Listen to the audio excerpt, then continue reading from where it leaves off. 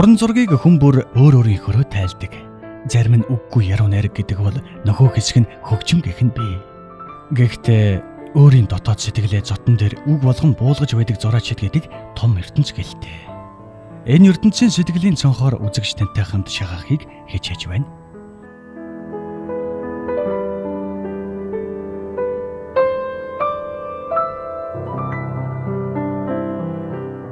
Энэ зураг гэдэг бол хамгийн гол зүйл нь бусад бүх урлаг, бусад бүх зүйлүүдтэй ижил бүтээдэг. Альва хүн гэдэг чинь оюун санаагаар л юм хийн шүү дээ. Бодол санаа сэтгэхүйгээрээ тийм ээ. Үүнийг өөрчилж өгдөг зүйл уран бүтээл.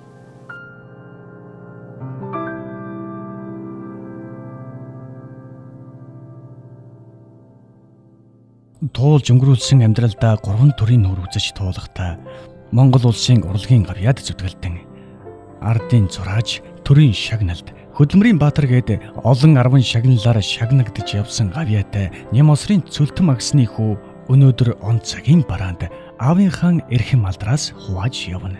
Энэ бол цөлтмийн мөнхчин.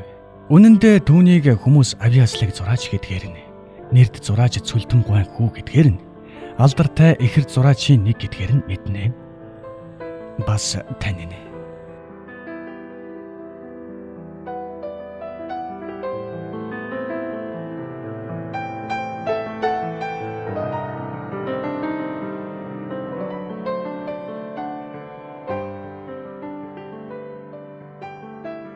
Амьтал дээр аав ингээд цуг удамжаар хөтлөө дагуулад явж байхдаа дандаа ийм одоо их нэртэй, зүртэй одоо дэлхийн суут хүмүүсүүдийн хийсэн үйл хэрэгүүдээс энэ жишээ авч ярьдаг.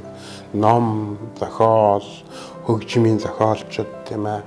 Тэгэл манай Монголын гадаадын олон хүмүүсүүдийн жишээ авч ярьдаг байсан. Тэрний болсон үйл явдлуудыг хэлдэг байсан. Тэгээ өөртөө амьдралд нь тохиолдсон манай Монголын хүмүүсүүдийн тухай хэлнэ тийм ээ. Амьд зэрэг байгаа улсууд. Тэр чинь хүүхд ингээд хоногшоод байдаг байхгүй юу? Өнөөдрийн хэлээр бол нөгөө компьютерт нэгээл хоног. Тэр чинь мартагдахгүй шүү дээ.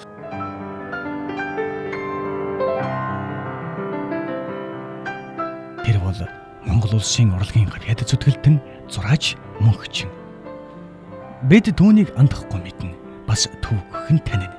Тэр олон 10 бүтээлээ дэлхийд гайхуулж, чөлөөт сэтгэлгээ гэдэг ойлголтыг үзэгчдэд мэдрүүлэхэд өөрийн хувь нэмрээ оруулсан зураач.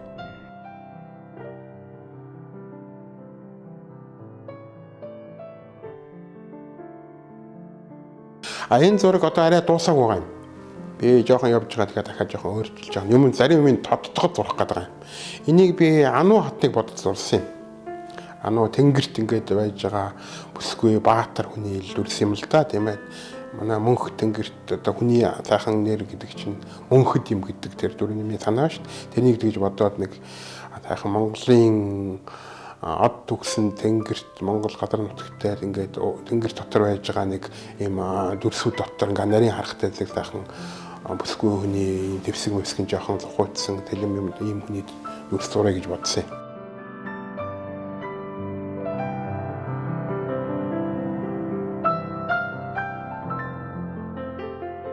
Тэр хэн нэгний гаргасан мөрөөр алхаагүй. Зөвхөн өөрийн гаргасан мөрөөр бардам алхаж байгаа зураач. Харин тэр хэн бэ? Түүний дотор хэн байдаг болоо?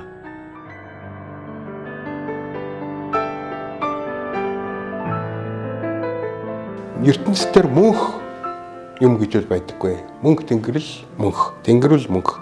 Гагцхүү мөнх байдаг юм бол хүний сайн нэр л мөнх юм а гэж. Ийм учраас хүмүүст сайн нэрээ үлдээхэд бол сайн үйлсийг би хийнэ гэж. Хүн гэдэг өөр өөрийн ертөнц. Тэр ертөнцөөрөө өөрийнхөө амьдралыг бүтээж байдаг.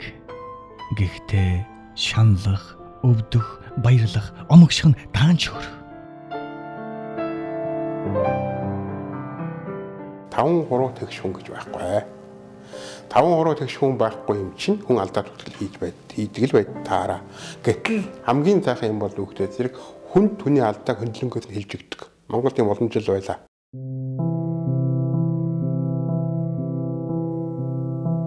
Бидний харагдаж байгаа бүхэн ижил мэд боловч адил бус бодит байдлыг бүтээж байдаг юм. Тиймдээч бидний амьдрал таашгүй. Бидний ертөнцид хинч үл алхмаар. тэр өөрөө ийм тайлагдчихгүй ертөнц. Өнөөдөр хүмүүс нэг тийм яриа л байдгийг өөрийгөө би олон төрүүлээд өөрийгөө олох хэрэгтэй л гэл одоо юунд төөрөлдөөд яагаад өөрийгөө олно гэдэг байгаа. Би яг өөрийгөө олно гэдгийг хохоо хүн дээр хэлж байгаа боловч нэг юм үндэстнээр л би ярих дуртай л да. Дэлхийд дахнаар Монгол үндэстэн, Монгол улс гэд тэрний төлөө бид яваад тэрний төлөө туг нь мандаж яхад тэрний төлөө улс орныхаа төлөө нэрийг гаргаад тамирчид сүлд дуулаа хилүүлж хад хамгийн тайхан жаргалтай үе байдаг үстэй, багталтай үе байдаг үстэй. Ийм учраас тийм агуулгаар явж явал зүгээр гэж боддог юм.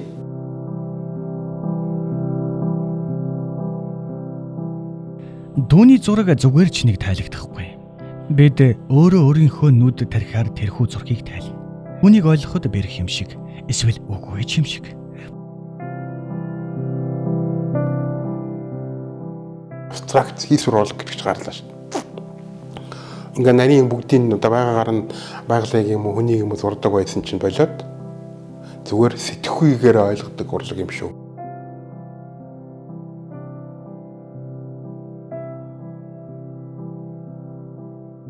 Мөнхчин өвдөж, тайдгарч, эр хүний додогшоо урсдаг гашуун нулимсаа зотон дээр илэрхийлдэг байх.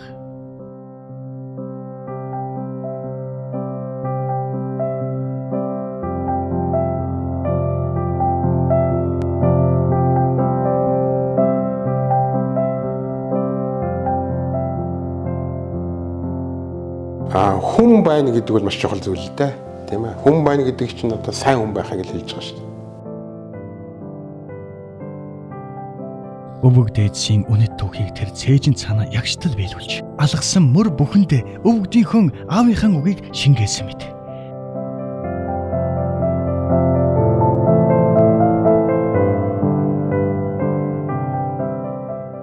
Альва хүн бол нөгөө өөрийн эх орон лагуу их байх юм бол сэтгэл бардам сайхан явдаг шүү дээ. Хаан толгойн дээр өөрийн хувийн амьдрал нь эдийгээр одоо нэг тийм айхтар баян чинэлэг байхгүй ч гэсэн хувь хүний амьдралын жижигтэй ялгаатай байгаагаас улс орн агуу хүчрэхэг баян чинэлэг байх юм бол тэр хүний баяр багтал байдаг.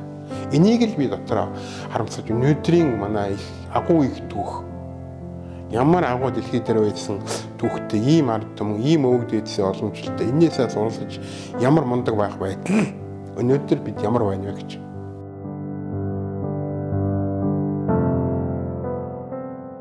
Тэр түүхээ мартаагүй, уламжлан гээгээгүй, үнэтэй юм бүхнийг өнөөдөр авч явах гэж хичээж байгаа зураач.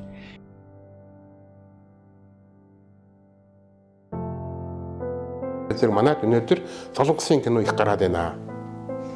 Яагаад ингэ гараад байх вэ? Тэрнийг хор хохирол нь юу вэ? Харахад сонирхолтой, сайхан нүүр амтай, ус сонортой хүн гараад байгаа боловч хүмүүс тэр нь монгол хүн нөлөөлөхдөө гадна талаасаа дуурайгаад нөлөөлөөд одоо юу гэдгийг нэг ийм үйл явдал гараад байна шүү дээ. Хадам байдгийг тэрнийхээ одоо хорлохгүй л тийм ээ. Бие бинийгээ хардаал тийм ээ. Тэгэл хайр сэтгэлийн бол хоорондоо хэрэлдээл тэрнийг дуурайж аваад байгаа болохоос биш. Тэр гэтад юу солонгос үндэстэн гэртээ дандаа өөрийнхөө үндэсний хоолыг идэх юм байна гэдгийг авахгүй шүү дээ. Гэтэл гэтад юу үндэстэн хүн бол тэр хүн организм биеийн хэрэгтэй хоолыг байгаль дагвартай холбоотой тэрнийг банк өөртөө хэрэглэдэг. Солонгос кино нэг удаа гадаадын хоол идж байгаа хүн байна уу тэр байхгүй шүү. Гэтэл монгол хүн бол яаж нөгөө цавдаг тайран гэдэг шиг тийм хүн дуурайгаал гэр орондоо тэр чи өөрийнх юм идчихэд дуурал бас тийм ертөнцийн юм идэж болно ш. Тэр юу гэхдээ ягаад би нэг онцлог хэлж байгаа юм тэр хүний организм бие монгол хүний өвчлөд байгаа байхгүй. Энэ чи юмтай холбоотой. Гэтэл энэний агуулгаар үзэл сурталын юм тэр нэвтрүүлгийн тэр солонгос каноны оронд манай тэтгүүлч энэ телевизийн компани юмнууд бол тэрнийг бодож хийх хэрэгтэй байтал чинь хүмүүст олон хүнд үзүүлээ, олон хүнд үзүүлж реклам хийж мөнгө олъё гэдэг л бодлого болохоос биш. Ийм бодлого хувь телевиз юмд байж болно. Эний чинь улсаас хямдгийн утган тэр ш.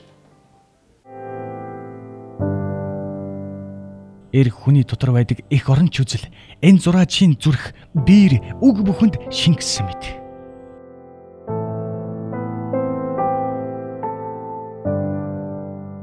Улаан хааны сонгодог үг байдаг нэ. Төр улсын үндэслэл бол ард олон. Ард олонний үндэс бол идэх өмсөх. Идэх өмсөл бол тариалан ялмгаас үүсдэг юм а гэж. Бүтдэг юм а гэж. Тэгэхээр хүний жирийн хүмүүс бол идэж өмсөх зүйлийн төлөөл амьдэрдэг байна шүү дээ.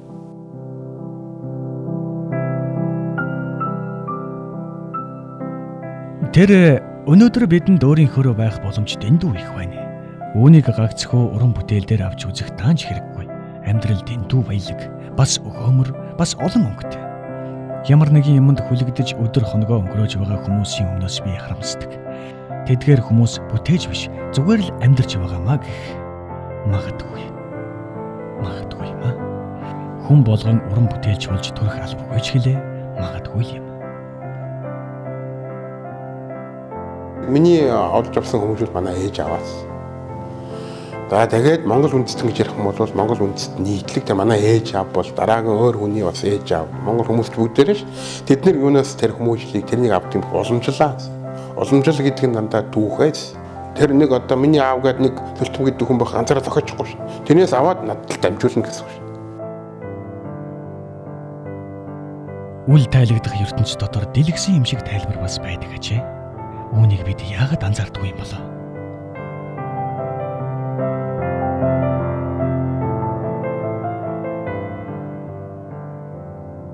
Хүн гэдэг чинь одоо ингээ харахад нэг юм хүнтэй эмхтэй бүсгүй хүнтэй таарлаа. За ийм хүнтэй уулзлаа гэхэд тэр хүн бол бүхэл бүтэн ертөнц шүү дээ, тийм ээ.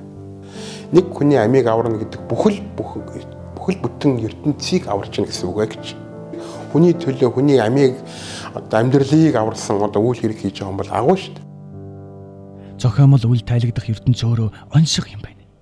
Харин хүн дотор хүн гэдэг нуугдмал адлаа худал үнний зааг дээр өлгөгддөг ажээ. Бидний нүдэнд үзэгдэж харагдаж байгаа зовлон жаргал бүхэн ижил мэт боловч өөр аж.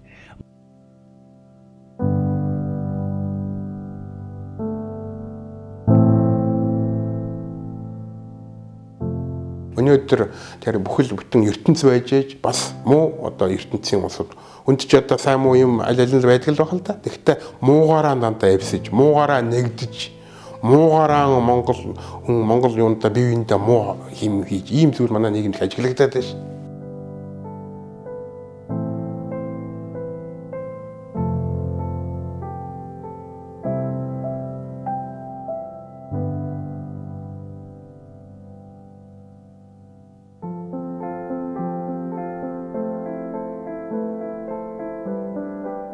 Түүний Монголоо гэсэн цуцшгүй сэтгэл энэ нурлан энэ л газар шингэжээ. Зогсоод л баймаар гараараа юм болгоныг барьж үзмээр. Энэ хүний доторхыг аажуухан уудалмаар дэлгээд үзэгч танд илгээмээр.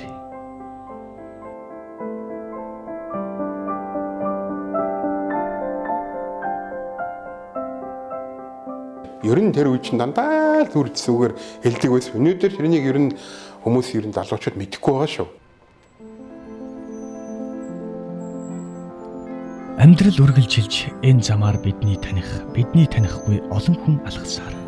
Хүн гэдэг өөрөө тэр чигээрээ ертөнц гэдэг. Тэр ертөнц дотор ямархан хүн байдгийг бидний хинэн ч үл тааварлана.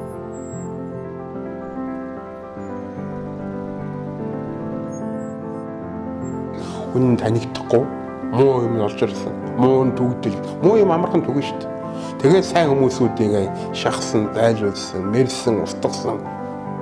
Ийм болоод дотроо бүгд нэг эн чинь одоо нууц биш нууц шүү дээ. Энийг ингээ хүмүүс мэдээлээ нэг л биш байна да, болохгүй байна да, амьдрал ийм байна да гэдэг байгаа мөртлөө тэрнийг хийгээд ийм нэг хэцүү хачин цаг үе болоод байна. Энэ бол бид ингээд нэг өргөл Монгол улс гэж байхад биднэрт л хортой. Өөр хинч ч хортой. Харин ч нөгөө өөр хүмүүсүүдэд ашигтай байж болно. Миний газар нутаг гэж ямар уусаад алга болох биш. Ууршаар үгүй болох биш. Тэр л нөгөө хүмүүс үлдэж биднэрт л охиролтой болно ш. Ийм агуулгаар хүн бүхнийг ойлгуулахын тулд үзэл суртал гэж байх хэрэгтэй. Энэ манай дүн дээр огт байхгүй байгаа. Өнгөнд хэтэрхий шүтэж хэлбэрийг дээдэлдэг цаг үеэс тэр хэмбэ нэвтрүүлэг хол байхыг хичээж байна.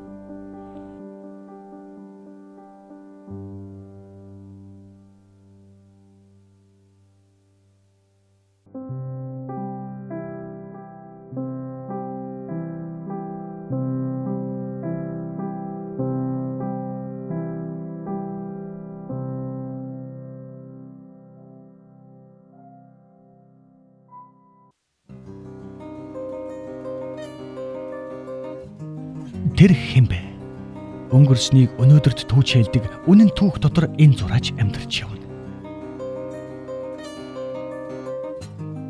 Яг хүмүүсүүд бол нөгөө одоо орчин үед нийт дэлхийд дахинаар их яваад байгаа юм чинь ойлгоё мэдье гэсэн хүмүүс бас бэлдээ. Нийт одоо олонх юм бол тэрнээс бас мэдэхгүй чадахгүй ойлгохгүй нэг хойшоохгүй тийм өөрсдийн одоо мэддэг тэр зүйлүүдийг баримталдаг хүмүүс байна. Тэр бол хүмүүсийг хараад бол би нэг их одоо харамсаад байх нь юу юм бэ? Тэр цаг тухайн үед л тэр хүн чинь үзээд хараад яваад бол мэдэн штэ. Тухайн үед яг тэр хүмүүс тийм мэдлэг муутай л байна.